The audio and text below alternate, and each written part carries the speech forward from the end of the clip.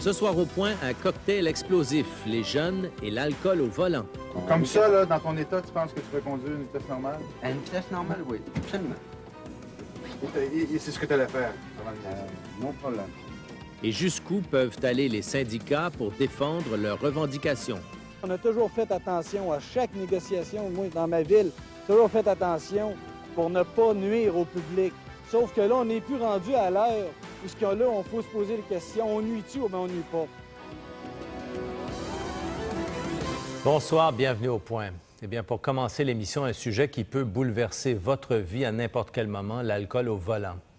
C'est criminel, comme le dit la publicité, mais même après 10 ans cette année de campagne contre l'alcool au volant, c'est encore le crime que l'on confesse le plus facilement et que l'on commet aussi le plus facilement. On n'a qu'à regarder autour de nous. Il y a quelques semaines, au moment où les étudiants de cégep et d'université fêtaient la fin de leur année scolaire, Alain Gravel et Germain Thibault ont cherché à savoir si les campagnes de publicité étaient efficaces. Chez les jeunes en particulier, puisqu'ils sont encore les principales victimes des accidents de la route. Ils nous rapportent, vous allez le voir, des témoignages bouleversants. Quand je les ai vus partir après moi, j'ai dit « Non, là, c'est pas le temps que je me fasse arrêter. » là. Fait que moi, j'ai pesé dessus, puis je suis parti. Là, j'ai brûlé, je m'en souviens plus, je pense que c'est 1 ou 2 feux rouges. C'est le deuxième feu rouge là, que le cauchemar est arrivé. Qu'est-ce qui est arrivé? J'ai frappé une voiture qui avait 4 occupants dedans. Et puis, ils sont morts tous les 4. Cet homme, c'est le responsable d'une des pires tragédies routières survenues au Québec ces dernières années. Les 4 morts dont il parle, c'étaient tous des jeunes. Cet accident est arrivé en 1987 sur le boulevard Laurier à Sainte-Foy. Patrice n'avait que 23 ans. Son véhicule avait été pris en chasse par les policiers. Au lieu de s'arrêter, Patrice a pris la fuite. Une course folle a suivi en plein boulevard urbain, à une vitesse moyenne de 156 km/h. Je regardais surtout ce qui se passait en avant. Et à un moment donné, je voyais plus rien. À un moment donné, je voyais plus rien en avant. Vous voyez plus rien? Non. Parce que l'auto que j'ai frappé, je ne l'ai jamais vu arriver. C'est la première fois que Patrice parle publiquement des circonstances de l'accident. Il a maintenant 30 ans. Il ne veut pas dévoiler son visage pour ne pas nuire à ses chances de se trouver du travail. Vous avez pris un coup solide avant? Ben, oui. Combien de consommation environ? 7-8. 7-8 consommation en 3-4 heures? À peu près, oui. C'est ça. Alors, vous étiez... Échelonné là, vers peut-être 11 heures jusqu'à 3 heures. Étiez-vous sous ou, comme on dit, chaudette ou... Pas sous, mais peut-être un peu trop pour avoir conduit. D'accord. Vous étiez en état d'ébriété? Oui. Patrice était donc en état d'ébriété. Pourtant, la preuve d'alcoolémie n'a pas été retenue lors de son procès, puisque les policiers qui avaient procédé à son arrestation ont omis de l'aviser de ses droits. En conséquence, seule une accusation de négligence criminelle fut retenue contre lui. Il a été condamné à 2 ans et demi de prison. Est-ce que vous vous êtes senti criminel à certains moments? Comme un vrai criminel? Oui. La première fois que les barreaux ferment en arrière, on se pose des questions. Vous étiez un vrai criminel? Moi, non. Mais le monde pensait que j'en étais un. On vous a traité en criminel? Oui. Ah oui. Mais c'était criminel ou c'est ce que vous avez fait? C'était criminel ce que j'ai fait, mais j'ai jamais eu l'esprit criminel. Police. Viens prendre ma place. J'en ai pas autant que toi. Patrice et tous les autres chauffards qui conduisent en état d'ébriété n'ont plus aucune excuse. La Société de l'assurance automobile du Québec inonde nos écrans depuis 10 ans de messages publicitaires pour contrer l'alcool au volant. On commence à pouvoir véritablement mesurer les résultats de ces campagnes. Des enquêtes de la Société démontrent qu'il y a aujourd'hui presque 2 fois moins de conducteurs présentant un taux d'alcoolémie supérieur à la norme de 0,08 qu'il y a 10 ans. En 1981, avant les campagnes donc, la proportion de conducteurs dépassant la limite était de 5,9 %. 10 ans après, cette proportion était de 3,2 %. Chez les jeunes, la diminution est encore plus marquée. En 1981, la proportion était de 4,4 %. En 1991, elle n'était plus que de 1,6 %. Les jeunes sont-ils devenus plus raisonnables?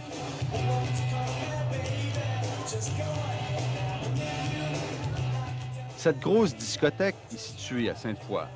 Sainte-Foy, c'est la ville où est survenue la tragédie ayant impliqué Patrice.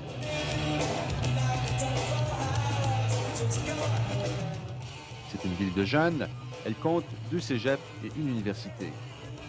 Ce soir-là, à la mi-mai, c'était la fête. Des centaines d'étudiants qui célébraient la fin des cours.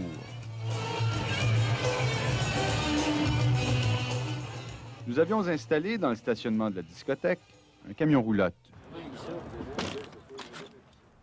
Un policier de la Sûreté municipale de Sainte-Foy était là pour faire passer le test de l'ivressomètre à ceux qui acceptaient, sans sanction ni arrestation. Souffle. Souffle. Continue, continue, continue. OK, ça va aller. Merci. Un bon souffle. L'expérience a démontré que les jeunes sont effectivement plus prudents qu'auparavant, même à 3 heures du matin. Êtes-vous en mesure de conduire, vous pensez? Ah oui, j'ai aucune bière de consommation. Aucune bière? Ouais. Sûr? Ah oui. C'est comme ça tous les soirs? Non, parce que un soir, c'est soit c'est lui ou un autre qui conduit. Vous faites ça comme ça pour vrai, ouais? Ouais. Toi, ce soir, c'est toi qui as pris un coup. Ouais, c'est moi qui prends un coup. Ouais, pour vrai? Ouais. C'est vrai. Quand je suis agent, c'est moi de conduire, là, quand c'est lui. Je crois que les campagnes qui ont été faites par la Société d'assurance automobile, l'alcool au volant, c'est criminel, etc., les slogans qui ont sorti, ça a beaucoup aidé. Moi, en tout cas, j'en ai parlé avec des confrères au fur et à mesure des années. Là, puis moi, je pense qu'il y a une diminution. Là. Les gens sont plus responsabilisés, sensibilisés à ça. Puis, vous l'auto? Moins d'alcool au volant donc, mais toujours beaucoup trop de jeunes qui périssent sur les routes au Québec. Ceux âgés entre 16 et 24 ans représentent en effet 25 % des victimes de la route, alors qu'ils ne sont que 14 % des conducteurs. Tu vas souffler là, de façon continue jusqu'à ce que je te dise d'arrêter. Vas-y. Dave Bouffard est un de ceux à qui nous avons fait passer l'ivressomètre lors de notre expérience à Sainte-Foy. Ce soir-là, il n'avait pas bu beaucoup. Il était à environ 20-25.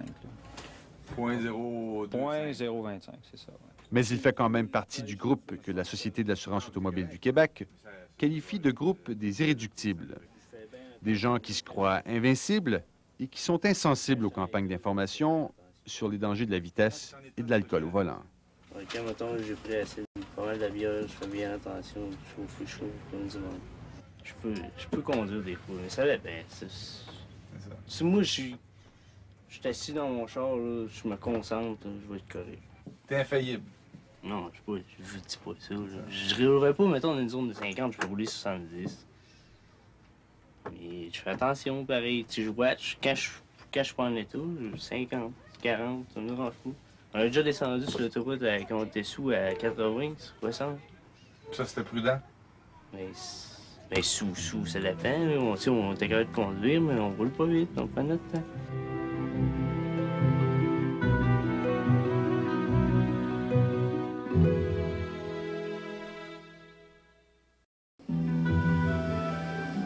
Au centre de réhabilitation François Charon à Québec, un habitué de la place, Richard Chabot. Lui aussi se croyait invincible. Il est pourtant devenu quadriplégique à la suite d'un grave accident de motocyclette survenu dans sa région natale de Bellechasse. Il est cloué à une chaise roulante depuis maintenant 17 ans. Je suis passé droite dans une courbe. Vous étiez pas mal sous? Disons que j'étais pas sous, mais disons que j'étais, avec 7-8 bières, là, j'ai l'impression que j'étais... Le point 8, j'étais passé amplement. Ah ouais? Ça arrivait souvent, ça? Oui. Ça veut dire tous les fins de semaine. Prendre au moins mes 5, 6, 7, 8 bières tous les vendredis, samedis, dimanches. C'est régulier. Puis vous partiez avec votre moto, ça vous dérangeait pas? Moto, l'hiver, c'était ma motoneige. C'était la même chose tout le temps.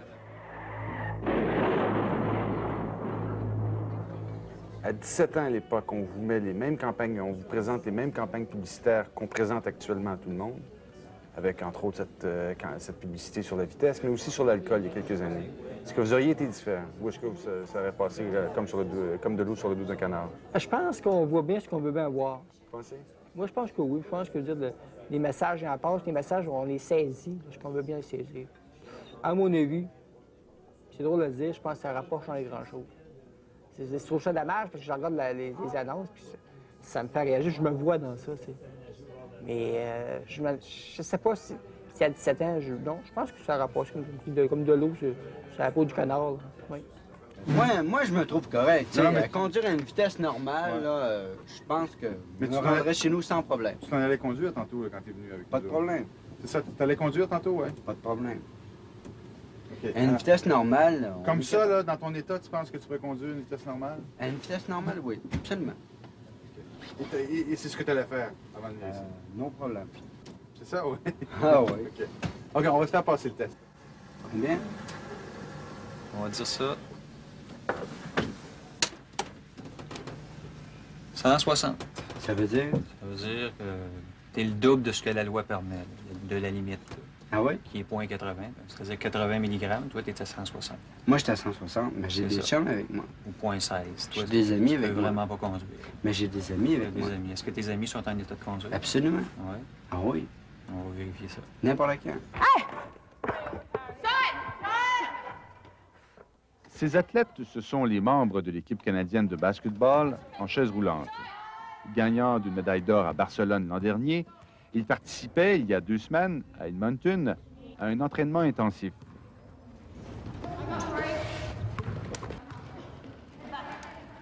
Dans le groupe, une jeune paraplégique de 28 ans, Hélène Simard. Au Québec, elle est la vice-présidente du Conseil permanent de la jeunesse. Elle ne marche plus depuis une nuit tragique à l'été 87 entre Tadoussac et Bécomo. J'ai décidé le soir, le 24 juillet 1987, de prendre le volant, même si j'avais pris un peu d'alcool, tout en sachant que je n'avais pas dépassé la limite. Même si j'étais fatiguée, j'étais une jeune pleine d'énergie, je me sentais capable. Alors que maintenant, à 28 ans, je ne reprendrai pas le volant dans ces mêmes conditions-là. Il était minuit, j'étais fatiguée, j'avais eu beaucoup de plaisir, mais à 28 ans, je prendrais la décision de rester dormir à Tadoussac parce que j'avais pas tous mes réflexes et c'est sûr que c'est facile de conduire quand tu n'as pas d'obstacle devant toi, quand tout va bien, mais c'est lorsqu'un obstacle survient, comme celui qui est arrivé devant moi, cette vanne qui empiétait sur ma voie, c'est là qu'il te faut tes réflexes à 100 %. Sinon, tu es fichu.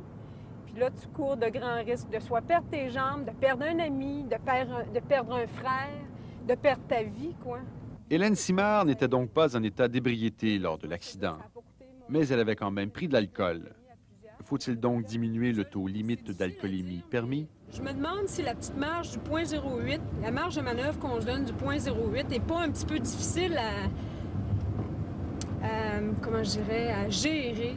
En Allemagne, par exemple, aussitôt que tu prends de l'alcool au volant, tu ne peux pas conduire ton auto. Et dans la tête des gens là-bas, j'ai des amis, pour eux, aussitôt que tu prends un petit verre, tu ne prends pas la voiture. Alors qu'aujourd'hui, on laisse encore la possibilité de conduire avec de l'alcool au volant, alors qu'on sait que le moindre petit verre d'alcool vient diminuer tes réflexes. C'est cette marge de manœuvre-là qui est difficile. Finalement, avec le 0,08, on dit encore à nos jeunes que oui, même si tu as pris de l'alcool, tu peux conduire. Alors qu'à mon point de vue, à moi, alcool, quelle que soit la quantité, aussitôt que tu prends de l'alcool au volant, il ne faut pas que tu conduises. Les dernières études là-dessus démontrent que la plupart des habiletés des conducteurs sont affectées à partir d'un taux d'environ 0,05. D'ailleurs, en Europe, on se montre dans certains pays beaucoup plus sévère qu'au Canada. En Suède, le taux toléré n'est plus que de 0,02.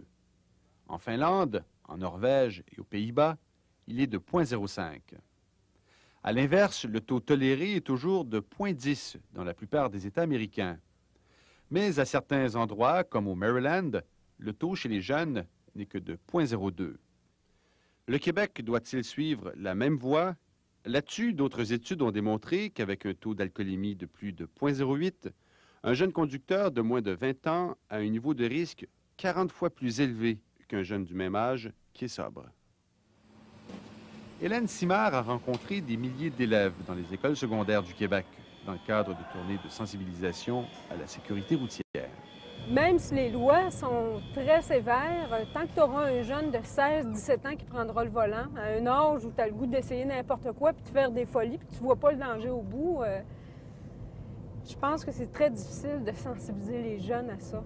Sauf le jour où ils auront quelqu'un de très proche qui sera blessé.